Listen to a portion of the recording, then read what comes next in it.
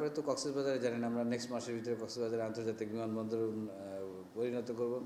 এটা আমাদের সমাজ জন্য সম্মানের, জাতির জন্য সম্মানের, এবং আপনারা এখানে যারা কাজ করছেন তাদের জন্য অত্যন্ত সম্মানের, বিকজ আপনাদের সমন্বিত প্রচেষ্টায় কিন্তু এটা সম্ভব হবে। তাই আমি আশা করব আপনারা যেন সবাই মিলেমিশে এই কাজটাকে দ্রুততার সাথে এগিয়ে নেন। আমি তো সবসময় এখানে আসতে পারবো না, বাট প্রায় আসি, বাট আপনারাই এগিয়ে নেবেন। তাহলে দেখবেন যে কক্সবাজার এয়ারপোর্টের উন্নয়ন যদি আমরা আন্তর্জাতিকভাবে শুরু করি, তাহলে যে আমাদের যে পরিকল্পনা আছে রানের ওয়েস্টার্ন সাইডে যে 682 একর ল্যান্ড আমাদের আছে, সেখানে তো আমরা পুরোটা পাইনি, যতটুকু পেয়েছি শুরু করি। আস্তে আস্তে আমরা কার্যপরিধি বাড়তে, আস্তে আস্তে জায়গা বাড়াতে আমরা একসময় আমাদের অভিষ্ট লক্ষ্যে পৌঁছে যেতে পারবো। এইদিকে আমরা এই ইস্টার্ন সাইডটা আমরা ইউজ করবো ডোমেস্টিকের জন্য, ওয়েস্টার্ন সাইডটা আমরা পুরো cargo operations as well as international airport করে ফেলবো। আদারওয়াইজ কক্সবাজার একটা আন্তর্জাতিক মানের হাব, এটা হলো পর্যটন হাব। এটাকে যদি আমরা ডেভেলপ করতে পারি ওয়েস্ট স্ট্যান্ডার্ডে হোটেল মোটেল এবং এয়ারপোর্ট দিয়ে, তাহলে কিন্তু আমাদের মানে যে ন্যাশনাল এক্সচেকারে কিন্তু অনেক ফান্ড জমা হবে, কারণ অনেক বিদেশিরা আসবে, অনেক পর্যটক ট্যুরিস্টরা এখানে আসবে, সময় কাটাবে। তার জন্য আমাদের এখানকার ইকোনমি অনেক গতিশীল হবে, শক্তিশালী হবে। তো আমাদের সবাইকে এই কাজে একসাথে মিলে এগিয়ে যেতে হবে আমাদের অপারেশনসের কাজের জন্য, ঠিক আছে? এরপরে পার্ট হচ্ছে আমাদের, দেখেন আমরা সিলেটে কিন্তু আন্তর্জাতিক মানের আমাদের কার্গো হাউস কার্গো অপারেশন শুরু করেছি। জানেন যে আমাদের পার্শ্ববর্তী দেশ আমাদের কার্গো বন্ধ করে দিয়েছিল।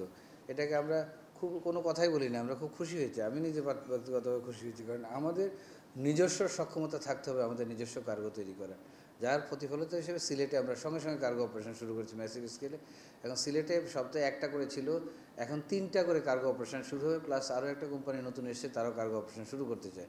না, I need more machine in Sylhet and more capacity in Sylhet. So আমি সিলেটে যাবো, আবার ওখানে যে আমার কার্গোর যে জায়গাটা আছে আরও এক্সটেন্ড করতে হবে। সিমিলার থিং আমরা চিটাগংয়ে করতে যাচ্ছি। আপনাদের জাস্ট নলেজের জন্য, বিসাইড দিস চিটাগংয়ে আমি যেটা করছি সেটা আমি পরিকল্পনা আছে, চিটাগংয়ে একটা কার্গো হাব তৈরি হবে। কার্গো হাব মানে এখান থেকে আমরা ইস্ট ওয়েস্ট কানেক্টিভিটি করব। ইস্টে চলে যাব আমরা চায়না, কুনমিং এবং অন্যান্য জায়গায়, আর ওয়েস্টে চলে যাবো সেন্ট্রাল এশিয়ান কান্ট্রিজ। তো সেন্ট্রাল এশিয়ান কান্ট্রিজগুলোতে যদি আমি আমার কার্গো ছোটো বা ন্যারো বডি বা হোয়াইট বডি দিয়ে আমরা পাঠাতে পারি, লাইক উজবেকিস্তান বা তাশকেন্তে যদি পাঠাতে পারি, ওখান থেকে বাই রোডে ইউরোপের যে কোনো ডেস্টিনেশনে কিন্তু ট্রাকে করে নিয়ে যায়। অ্যান্ড জার্মানিতে যদি যায়, ওখান থেকে থেকে আপনার উজবেকিস্তানে it takes only 18 days to reach Germany by truck, and that is very cost effective, and many of the cargo operators are doing that. So why not us? So আমরা এখন শুরু করেছি যে আমরা এটা এখন ইস্ট ওয়েস্ট, এটা হলো তো ওয়েস্টার্ন কানেক্টিভিটি, তো আমরা ইস্ট ওয়েস্ট কানেক্টিভিটি যদি আমরা করতে পারি এবং যদি 2 থেকে 3 সপ্তাহ লিড নিতে পারি, কিন্তু জাহাজ কিন্তু ওখানে যায়, জাহাজে সস্তা, তাই না? জাহাজে সস্তা হলে তো সস্তায় সবাই পাঠাতে চাবে। তাহলে কী করতে হবে? আমাকে জাহাজ পৌঁছানোর 2 থেকে 3 সপ্তাহ আগে আমার মালামাল পৌঁছায় দিতে হবে। তাইলে কিন্তু I will gain, and then I will have the connectivity and the regional hub আমি করতে পারবো, কার্গো হাব। সেটা কিন্তু চিটাগংয়ে আমরা মানে যথেষ্ট দ্রুততার সাথে কার্গো হাবের কার্যক্রম চালিয়ে যাচ্ছে। আমাদের সাথে ইঞ্জিনিয়ার আছেন এখানে, ওনারা জানেন আমরা কাজ ধরে শুরু করেছি, এবং এখানে লিমিটেড স্কেলে কার্গো অপারেশন হচ্ছে, but full scale fritter operation শুরু করবো আমরা খুব শীঘ্রই। বিসাইডস দিস, তাদের সাথে যারা কাজ করছে তাদের বলে বেল্ট করে যেন কাজ করে, বেল্ট ছাড়া তারা